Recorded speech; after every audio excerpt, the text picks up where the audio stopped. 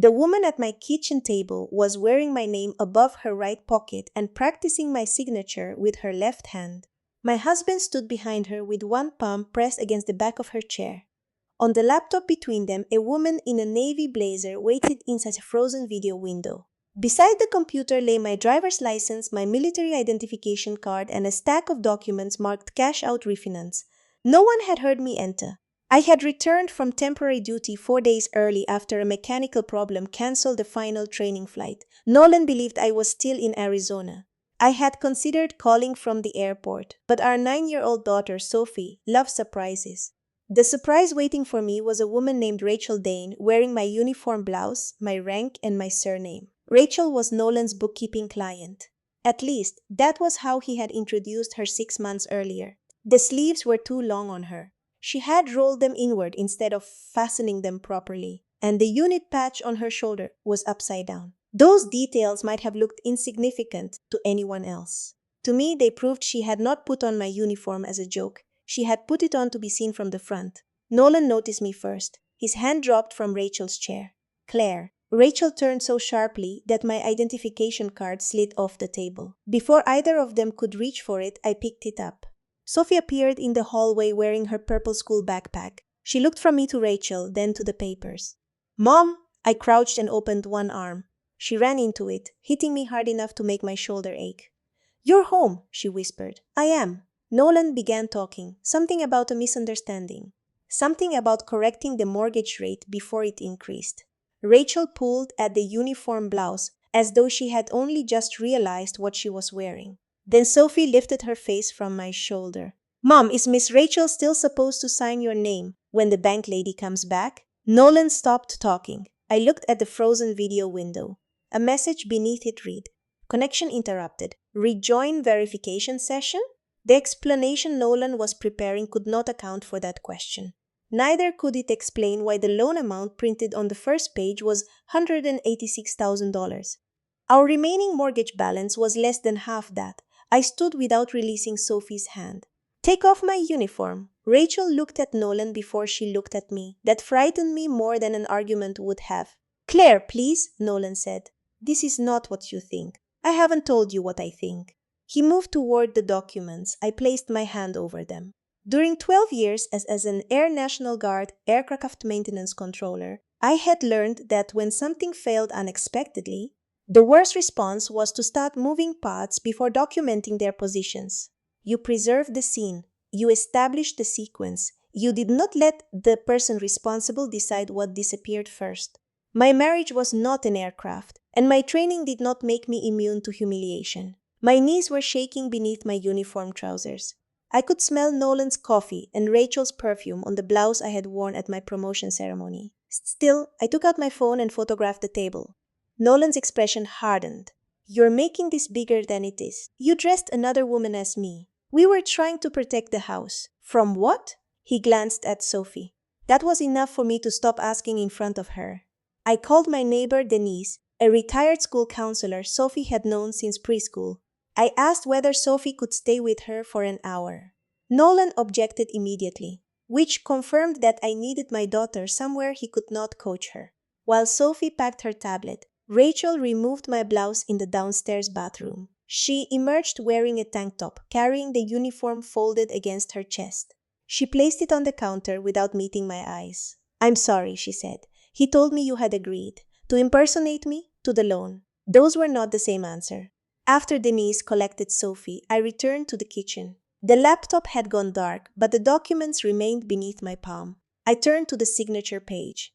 My name had already been written there 3 times. 2 attempts had been crossed out. The third looked close enough to pass at a glance. Then I saw the date printed beside it. The signing session had originally been scheduled for 11 days earlier. The same morning, Nolan had insisted I mail him the spare key to my locked home office because he claimed Sophie's birth certificate was inside. The certificate had never been kept there. My financial records had. And clipped behind the loan application was a typed letter stating that I intended to extend my military assignment indefinitely and had authorized my husband to manage our home, our accounts, and decisions involving our daughter during my absence. At the bottom was another imitation of my signature. This one had been witnessed 2 weeks before I left. Whatever had happened at my kitchen table had not begun that afternoon. They had been preparing for me to disappear long before I went anywhere. For most of our marriage, Nolan handled the parts of our life I was too tired to examine closely. That was how I had described it to myself.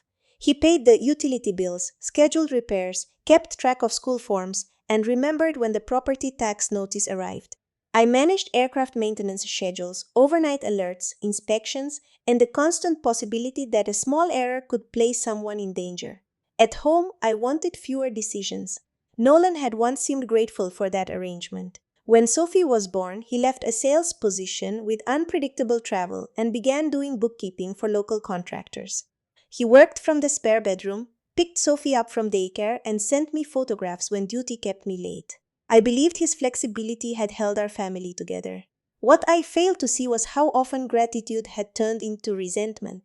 During the year before my temporary assignment, Nolan began referring to the house as the place he had kept running alone. If I mentioned that my paycheck covered most of the mortgage, he accused me of reducing our marriage to money. So I stopped mentioning it. When he complained that every major decision depended on my schedule, I apologized.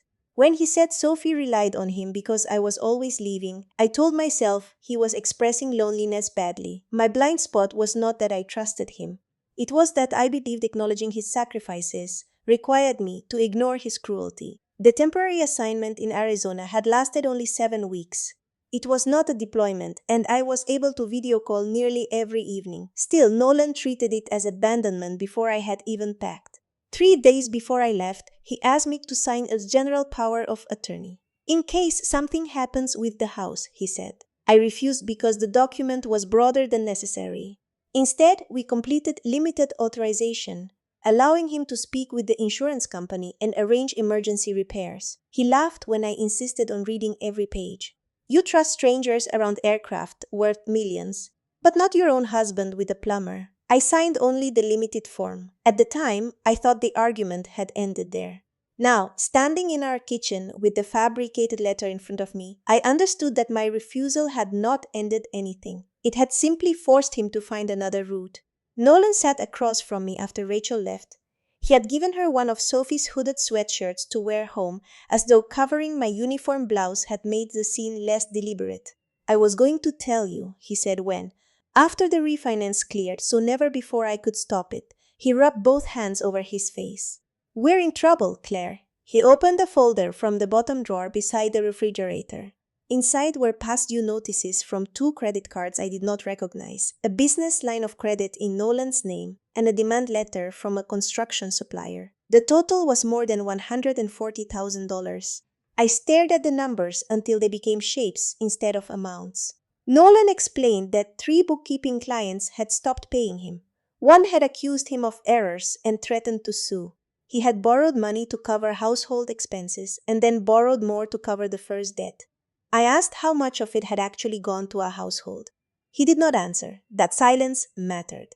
Why, Rachel? She looks enough like you on camera. The plainness of the answer made me grip the edge of the table. He corrected himself quickly. Rachel had worked in a title office years ago. She understood remote verification systems. She believed the loan would save our home. He had told her I agreed but could not appear because military rules prevented me from joining the call. None of that explained the forged letter about Sophie. I held it up. What is this for? Nolan looked toward the hallway. It gives me continuity if your assignment gets extended. Continuity over what? Schools, medical decisions, everything. You already have parental authority. You're her father. His eyes moved away from mine. That was the second inconsistency. The letter was not meant to give Nolan powers he already had. It was meant to establish that I had voluntarily stepped away. I called Sophie from Denise's house and told her I would be there soon. Before hanging up, she asked whether she needed to bring the green suitcase. What green suitcase? The one Dad said I might take to Grandma's if you decided not to come back. Nolan reached for the phone. I pulled it against my chest. Sophie's green suitcase was stored on the highest shelf of her closet. She could not have packed it herself, and I had spoken to her every night of my assignment. Someone had been preparing my daughter for my absence while I was still promising her I would come home. I did not confront Nolan about the green suitcase. That was my first deliberate lie. I told him Sophie would spend the night with Denise because the argument had upset her. Then I said I needed time to understand the debts before making any decisions about the house. He mistook restraint for uncertainty. By the time I reached Denise's porch, Nolan had sent 6 messages. 3 were apologies.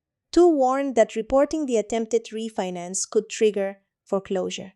The last said Rachel was willing to explain everything if I promised not to involve law enforcement.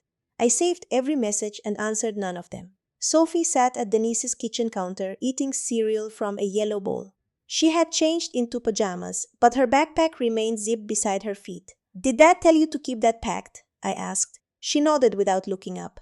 "For how long? In case we had to go fast." Denise met my eyes across the counter. She had worked with children long enough to know when a question needed patience rather than pressure. I sat beside Sophie. "Sweetheart, I'm not angry with you. I just need to understand what Dad told you." She traced the edge of the bowl with one finger. "He said your job might send you somewhere secret, and you might decide it was easier without us." The words sounded rehearsed, but not fully understood. "Did he say where you and he would go?" "Grandma's first, then maybe Tennessee." Nolan's mother lived in Ohio. We did not know anyone in Tennessee. Sophie finally looked at me. "Am I in trouble because I told you?" "No, you did exactly the right thing." She leaned against my arm, still holding her spoon. That was when my control began to crack. Not in the kitchen with Rachel wearing my name. Not when I saw the forged signatures. It happened because my daughter believed honesty might be something adults punished. Denise took Sophie upstairs to choose a movie. Once they were out of hearing, I called Mara Velez. Mara had served with me for 8 years before leaving the Guard to work as a civilian family law paralegal. She was not an attorney, and she said so before giving me any advice.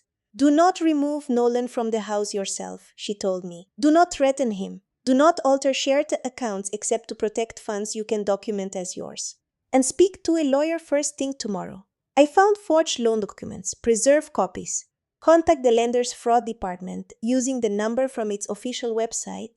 Not anything printed in that packet. She also told me to check Sophie's school pickup authorizations and our shared bank accounts. The school portal still listed only Nolan, Denise, and me. But a pending change request had been submitted 4 days earlier, adding Rachel Dane as an emergency contact. The request included a note, "Mother unavailable due to extended military assignment." I called the school's after-hours line and left a message asking them to freeze all authorization changes until they spoke with me directly. Then I logged into our joint checking account. Nolan had moved $18,400 into an account ending in numbers I did not recognize. The transfer description read "Relocation Reserve." Mara stayed on the phone while I downloaded 12 months of statements. Small payments I had ignored. Storage fees, rental application charges, electronic transfers, formed a pattern once I placed them in date order. 3 months earlier, Nolan had paid a deposit to a property management company outside Knoxville. The same week, he had renewed Sophie's passport. I had signed the renewal forms because he said we might visit his brother in Canada. That was my mistake. I had treated each request as a separate inconvenience instead of asking why they all pointed in the same direction. Before leaving Denise's house, I asked Sophie where the green suitcase had been the last time she saw it. "In my closet," she said, "but Dad put the red folder inside so I wouldn't lose it." "What red folder?" "The one with my passport and the paper that says you said I could go." I returned home with Mara on speakerphone. Nolan was gone, so was the green suitcase. But on the empty closet shelf, beneath the dust where it had rested, lay a luggage tag printed with a Tennessee address. The name written above it was not Nolan's. It was Rachel's. The Tennessee's address belonged to a furnished 2-bedroom duplex rented under Rachel Dane's name. I learned that the next morning from the property management company's public listing. I did not call the landlord or pretend I had authority to inspect the lease. I printed the listing, saved the payment confirmation from our joint account, and added both to the folder Mara had helped me start. By 8:30, I was sitting in the office of family law attorney Ellen Park. Ellen did not promise me custody, revenge, or immediate protection.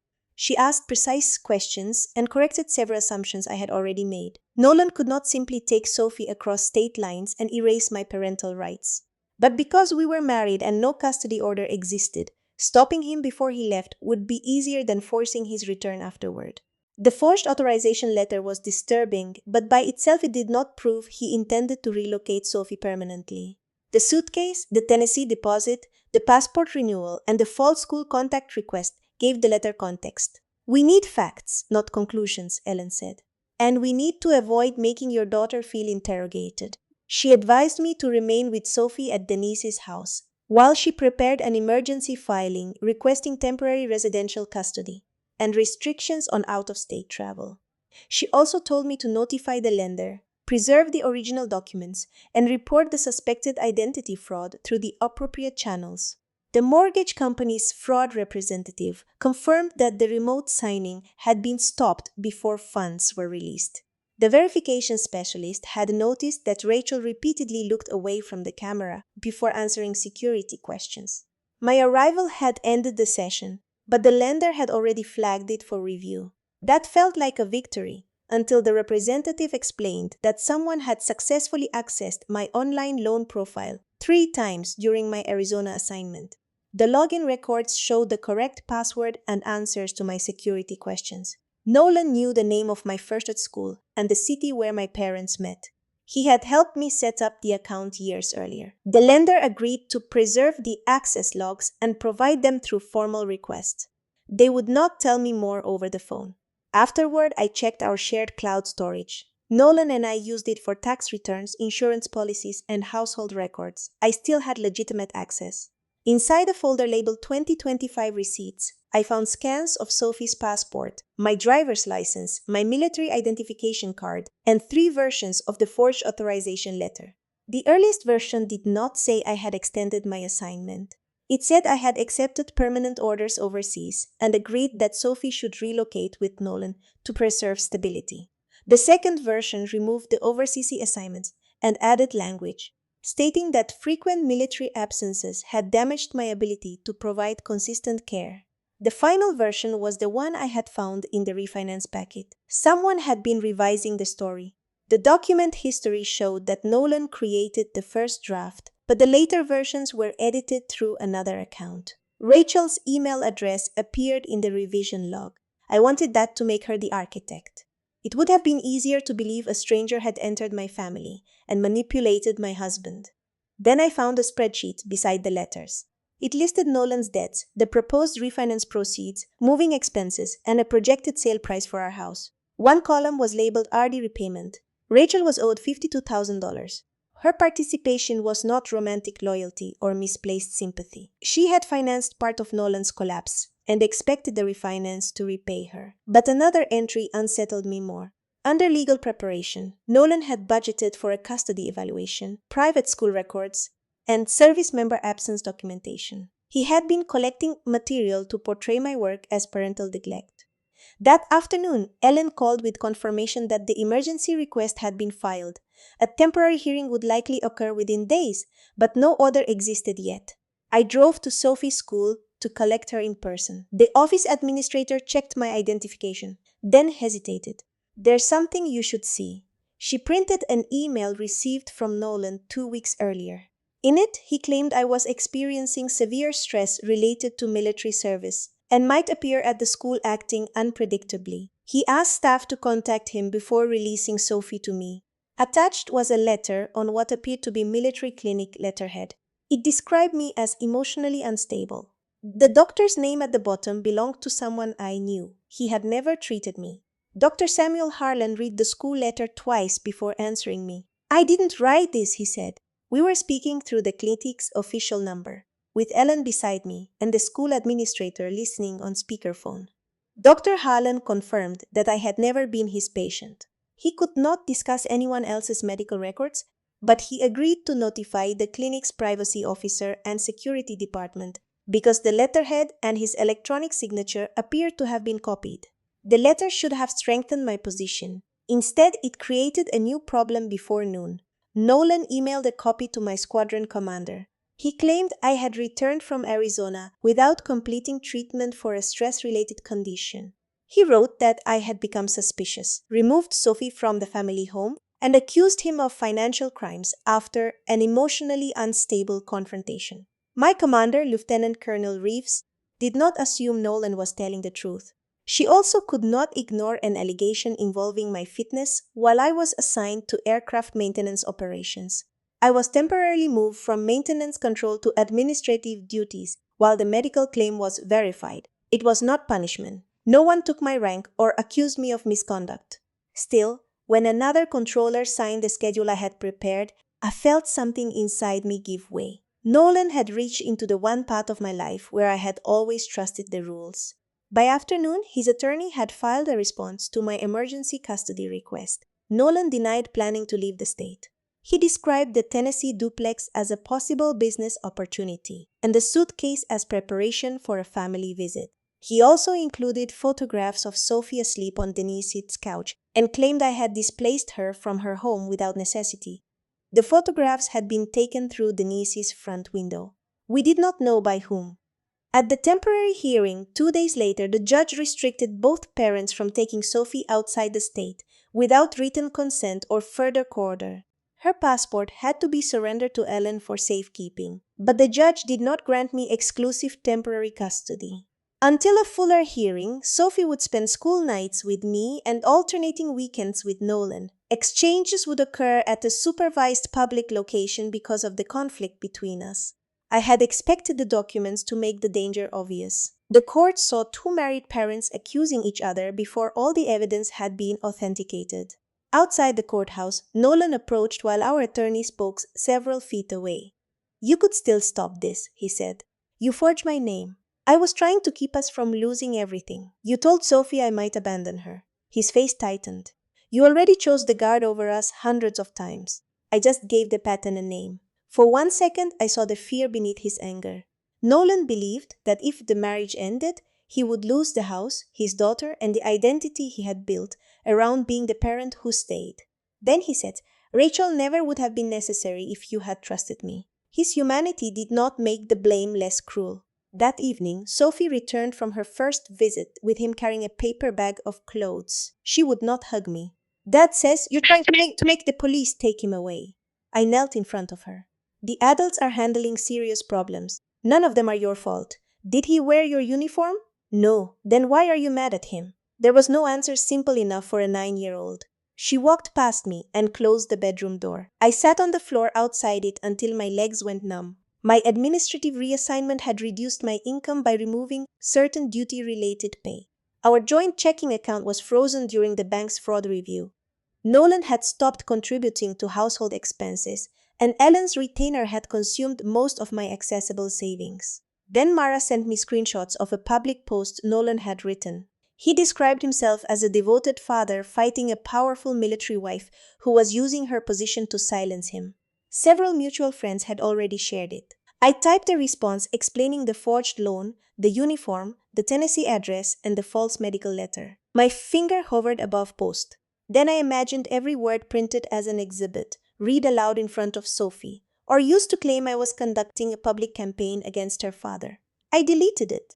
The next morning, I gave Ellen the screenshots, reported the photographed window to local police for documentation, and requested official confirmation from the clinic that Dr. Harlan had never evaluated me. Nolan had chosen the public story. I chose the record he would eventually have to answer. Rachel contacted Ellen before the clinic completed its investigation. She did not call me directly. Her attorney sent a brief message stating that she possessed information relevant to the refinance, the Tennessee lease, and Nolan's financial records.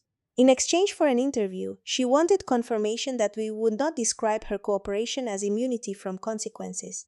Ellen made no promises. We met 2 days later in a conference room at Rachel's attorney's office. Rachel wore a gray cardigan and kept her hands beneath the table. Without my uniform, she looked smaller than I remembered. "I knew the signature wasn't yours," she said. The admission landed harder than another denial would have. Rachel explained that Nolan had managed the accounts for a catering company she inherited from her mother. 18 months earlier, he told her the company owed back taxes and needed immediate cash. She transferred $52,000 into an account he controlled. There had been no tax emergency. She discovered that 3 weeks before my assignment began. "Why didn't you report him?" I asked. "Because he showed me records that made it look like I had approved payments to myself. He said if I accused him, he would tell my employees I stole from payroll." Her attorney placed copies of bank records on the table. The transfer trail did not excuse Rachel's decisions, but it explained the amount in Nolan's spreadsheet. The money labeled RD repayment had never been a loan. It was money he had taken. Nolan promised to repay her from our refinance if she helped confirm my identity during the video appointment. At first, he claimed I had authorized everything but could not appear because of security restrictions. By the morning I returned, Rachel understood that was false. She still put on my uniform. I thought if the loan closed, I could repay the business before anyone lost their job, she said. I told myself your house had enough equity and that you would eventually forgive him. You made my daughter part of it. Rachel shook her head quickly. I never agreed to take Sophie. Then she opened her phone and showed us messages Nolan had sent after I found them. He demanded that Rachel drive to Tennessee, remove her belongings from the duplex, and tell police they had planned to start a business there. When she refused, he threatened to release the false payroll records. One message contained an attachment titled Harlan Letter Final. Rachel said she had never seen it before. The file information mattered more than her denial. Nolan had sent the attachment from the same email account used to manage several client businesses. Ellen explained that the message did not prove he created the letter, but it connected him directly to the version delivered to my command. Rachel also provided something I had not known existed, a recording of a call she made after leaving my house. Her attorney had reviewed the state's recording law before sharing it. Rachel was a participant in the call, and the recording could be preserved for possible use. Nolan's voice sounded uneven. You ruined the verification. She came home wearing the actual uniform, Nolan. What was I supposed to do? You were supposed to finish. And Sophie? A pause followed. Then he said, once Claire looked unstable. No judge was going to let her drag a child through military moves. Tennessee was temporary. I needed control before she filed. I had spent days believing the refinance was the center of his plan. It was not. The loan would have repaid debts, funded the move, and given Nolan enough money to survive a custody fight. The forged medical letter and abandonment narrative were intended to make sure Sophie went with him. My mistake had been treating Nolan's resentment as ordinary marital unhappiness. I had heard him call himself Sophie's only dependable parent, and instead of challenging that claim, I had tried to compensate by surrendering more of her daily life to him. I had helped create the appearance he later weaponized. Rachel's evidence strengthened both the fraud investigation and our custody filing, but it brought no relief. If Nolan was willing to falsify medical information and manufacture records involving his own clients, defeating one loan application would not protect everyone affected. Ellen asked Rachel how many businesses Nolan managed. 11, she said. Maybe 12. Then she slid a flash drive across the table. It isn't only Claire's money. The drive contained copies of ledgers Nolan had ordered Rachel to delete, and one of the accounts listed belonged to the parent association at Sophie's school. The flash drive did not become evidence simply because Rachel handed it to us. Ellen made a copy, documented when and how it was received, and gave the original to Rachel's attorney for preservation. The parent association hired an independent accountant who compared the ledgers with bank statements obtained by its authorized officers. Over the next 6 weeks, the shape of Nolan's financial behavior became clearer. He had not emptied the association's account in one obvious transfer. He had issued small payments to vendors with ordinary names, then routed portions through a consulting company registered to a former client. The total connected to the school was $23,700. The association reported the findings to law enforcement and its insurer. I was interviewed because some of the same digital folders contained my identification records, but I was not part of the school's investigation. That distinction mattered. I could document what Nolan had done to me. I could not turn every accusation against him into my personal weapon. The clinic completed its review and confirmed in writing that the letter attributed to Dr. Harlan had not originated from its medical record system. Security logs showed that the electronic signature image had been copied from a public staff document. With that confirmation, my commander returned me to maintenance control. My first shift back should have felt like restoration. Instead, I checked every entry twice and still worried that someone was reading doubt into my face. I had made no maintenance error, but being falsely questioned had altered how I heard ordinary corrections. At home, Sophie began meeting with a child therapist approved by both attorneys. She stopped sleeping with her backpack beside the bed, although she still asked which house she would be in 3 days ahead. Nolan used every scheduled visit. He arrived on time, brought her homework back completed, and never violated the travel restriction. That made the custody issue more complicated, not less. A person could commit fraud and still know how Sophie liked her sandwiches cut. One evening, he asked to speak with me after an exchange. Our attorneys arranged a settlement conference instead. Nolan sat across from me with his lawyer beside him. He looked thinner. His bookkeeping clients had begun leaving after the parent association notified affected organizations of its audit. "I'll agree not to move her," he said. "I'll give you the house." "In exchange for what?" "You withdraw the fraud complaint and tell the school this was a bookkeeping dispute." Ellen did not react. Nolan continued. "We can say Rachel misunderstood the loan arrangement. No one has to lose everything. You used a false medical letter. I was scared. You taught Sophie that I might abandon her." His eyes lowered. "I shouldn't have said that." It was the closest he came to an apology. For several seconds I wanted to accept. The house, a stable schedule, and an end to legal bills sounded more useful than proving what had happened. Then I asked, "Will you correct what you told her?" He looked toward his lawyer. "I won't admit to something that could be used against me."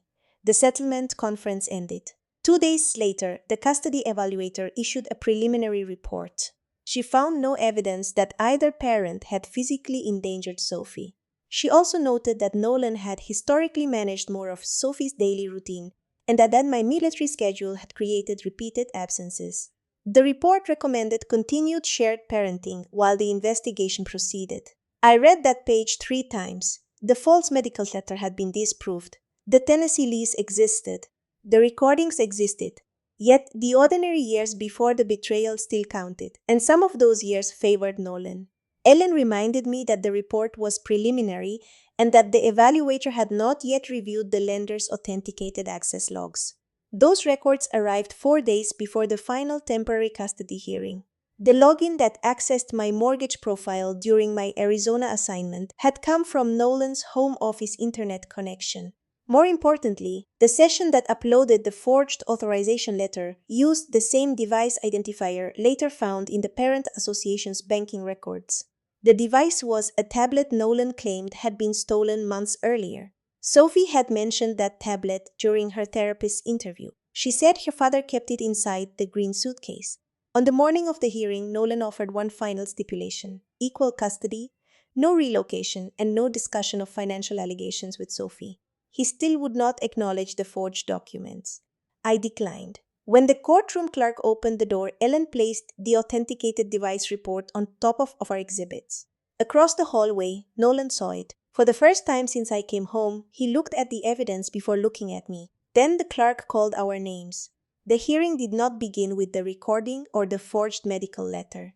It began with Nolan describing breakfast. He told the court what Sophie ate before school, which library books she preferred, and how he had learned to braid her hair from online videos when she was 5. His attorney used those details to establish what no one disputed. Nolan had been an involved father.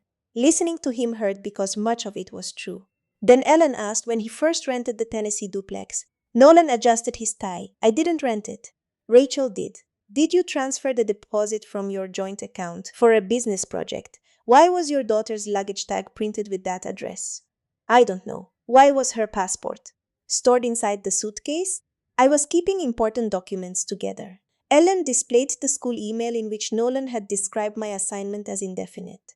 He said he had been confused about its length. She showed him the authorization letter, claiming I had accepted permanent overseas orders. He denied writing it. Then she presented the shared cloud revision history, showing that the first version had been created through his account.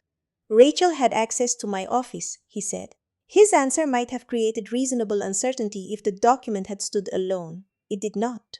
A lender fraud specialist testified remotely about the login records. She explained that my mortgage profile had been accessed through Nolan's home internet connection and that the forged authorization had been uploaded from a tablet with a specific device identifier. The independent accountant for the parent association then confirmed that the same device identifier appeared in Jiangxing session records connected to unauthorized payments. Nolan's attorney objected when Ellen asked whether the device had been recovered. The judge sustained the objection because no law enforcement witness was present to authenticate any seizure. Ellen did not argue. Instead, she asked Nolan, "Did you report a tablet stolen?" "Yes." "When?" "I don't remember exactly." She handed him a copy of the insurance claim he had submitted 4 months earlier. He read the date. "Was that tablet in your possession after this claim?" "No." Ellen played only the portion of Rachel's recorded call that the court had agreed could be considered for the temporary custody issue. Nolan's voice filled the courtroom. Once Claire looked unstable, no judge was going to let her drag a child through military moves. He stared at the table while the recording continued. Tennessee was temporary. I needed control before she filed. His attorney argued that Nolan had been speaking under stress, and that control referred to maintaining stability for Sophie, not abducting her or denying me contact. The judge looked at Nolan. "What did you mean?"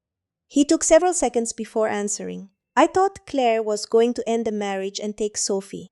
Her work always came first when orders changed. I was afraid I would become a weekend father while she moved our daughter from one assignment to another." "My assignment was temporary," I said, before Ellen could stop me. The judge turned toward me. "Mrs. Mercer, let your attorney proceed." I apologized. My interruption embarrassed me, but Nolan's explanation revealed the path he had hidden beneath the debts. He had convinced himself that fear gave him permission to create the future he claimed to fear. Ellen introduced the clinic's confirmation that Dr. Harlan had never evaluated me and that the letter had not come from its system. She then showed the court Nolan's email forwarding the file titled Harlan Letter Final. Nolan admitted sending it but claimed Rachel had created it. Rachel testified that she had not. She did not minimize her own conduct. "I wore Claire's uniform because I wanted my money back," she said. "I knew the signing was fraudulent, but Nolan created the story about Claire abandoning Sophie. He said the loan would give him enough money to leave before she understood what was happening." Nolan finally looked at me. "I was desperate," he said. "I wasn't trying to take Sophie from you forever. You only needed to take her long enough to make me chase you," I replied. Ellen touched my wrist and I stopped. The judge did not decide the criminal allegations. She stated that those matters belonged elsewhere. For the custody case, however, the combination of planned relocation, false records, manipulation of Sophie's expectations, and attempts to discredit my fitness created an unacceptable risk. I was granted temporary primary residential custody. Nolan's contact was reduced to supervised visits, pending a full evaluation and further hearing. He was prohibited from possessing Sophie's passport, changing her school records, or discussing the litigation with her. Outside the courtroom, Sophie's therapist called Ellen. Sophie had remembered where Nolan placed the green suitcase after leaving our house. It was not in Tennessee. He had taken it to the storage unit listed among the payments from our joint account. And according to the facility manager, Nolan had emptied that unit the night before the hearing.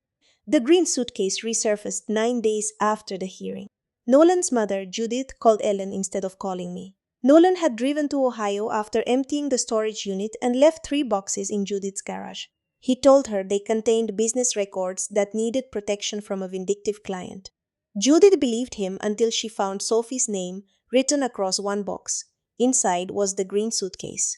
She opened it because she recognized it from a Christmas trip 2 years earlier. The red folder was still inside, along with Sophie's passport copies, the false travel authorization, my scanned identification, and the tablet Nolan had reported stolen. Judith contacted her own attorney. The attorney arranged for the materials to be surrendered to investigators without Judith searching further or altering anything. The tablet did not create one clean answer. Some files had been deleted, and several accounts required warrants or formal requests before investigators could access them. But the device information matched the lender's records and the parent association's banking sessions. It also contained photographs of Rachel wearing my uniform before the afternoon I came home. In the earliest photograph, the blouse was laid across Nolan's desk beside printed instructions for the verification call. On top of the instructions was a handwritten list of questions Rachel might be asked about my employment, our mortgage, and Sophie. The handwriting was Nolan's. The financial investigation continued separately from our custody case. Nolan was charged with several offenses related to identity fraud and the school funds, But no one placed him in handcuffs in front of Sophie. He appeared through his attorney, surrendered as required, and was released under conditions while the case proceeded. Rachel entered into her own agreement with prosecutors. Her cooperation did not erase her attempt to impersonate me. She faced consequences, including probation, restitution obligations, and the collapse of the trust her employees once placed in her. The catering company survived, though several workers left. Our divorce took another 5 months. The house was sold because neither Nolan nor I could afford the mortgage, legal expenses, and disputed debts alone. After the legitimate mortgage and sale costs were paid, my share was protected from debts Nolan had created without my authorization. It was less than I had hoped and more than I feared I would recover. The court maintained my primary residential custody of Sophie. Nolan eventually moved from supervised visits to limited daytime parenting after completing evaluations and following the court's requirements. He was not permitted to hold Sophie's passport or manage her school and medical accounts. The arrangement was not punishment disguised as parenting. It was a boundary built around demonstrated risk. At our final property mediation, Nolan and I were left alone for several minutes while the attorneys reviewed figures in another room. He looked older than he had 6 months earlier. "I did take care of her," he said. "I know. You act like none of that mattered. It matters. It just doesn't cancel what you did." He pressed his thumb against the edge of the table. "I thought you were going to leave me with nothing. So you tried to leave first." His eyes filled, but he did not look away. "I wanted enough money to start over." "You wanted Sophie to believe starting over required losing me."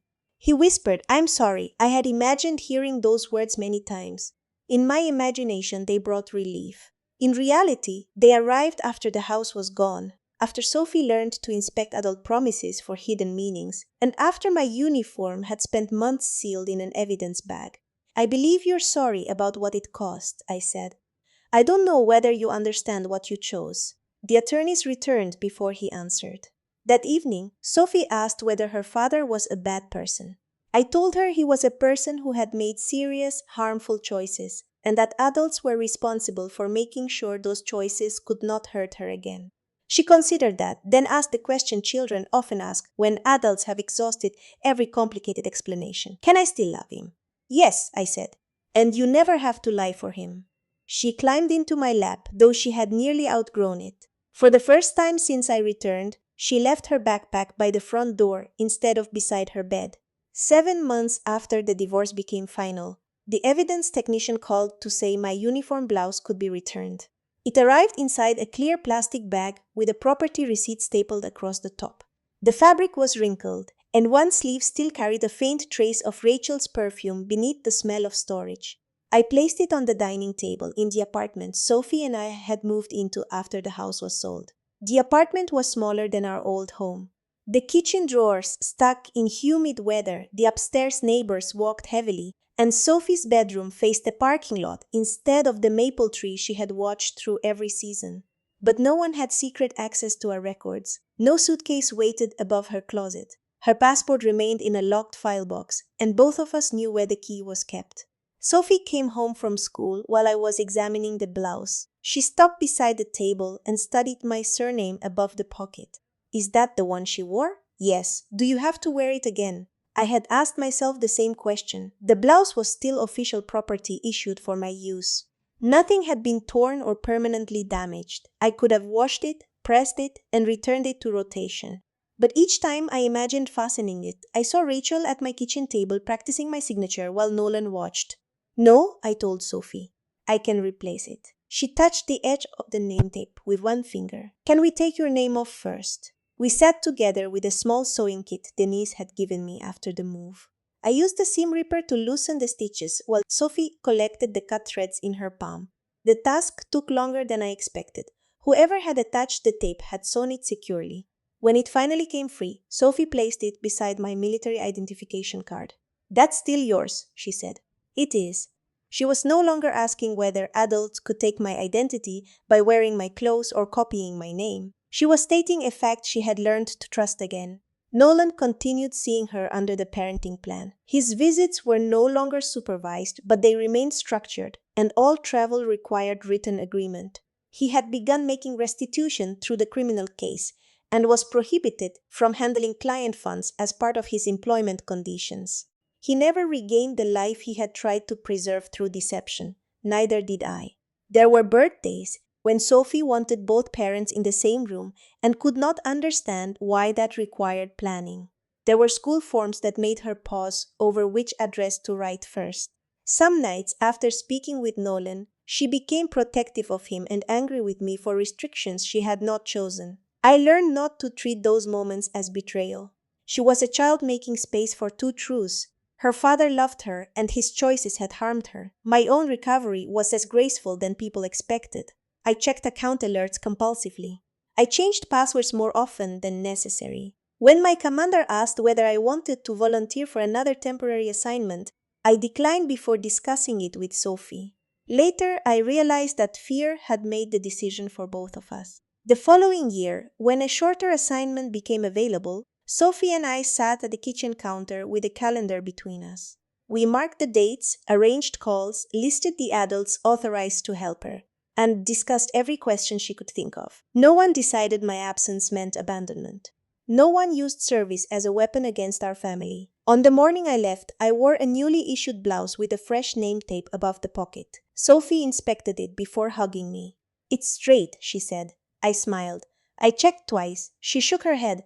I meant everything. Not everything was repaired. Some losses remained exactly where they had fallen. But my daughter no longer kept a bag packed in case I disappeared. And I no longer confused silence with protecting a family. We had learned that trust was not proven by surrendering every key. Sometimes it was rebuilt by knowing who held them, what they opened, and having the courage to ask why. If Claire and Sophie's story stayed with you, share the moment when Nolan's fear stopped being an explanation and became a choice. And if you appreciate stories where justice comes through patience, documentation, and difficult boundaries rather than revenge, join me for another story about women who protect their dignity without losing their humanity.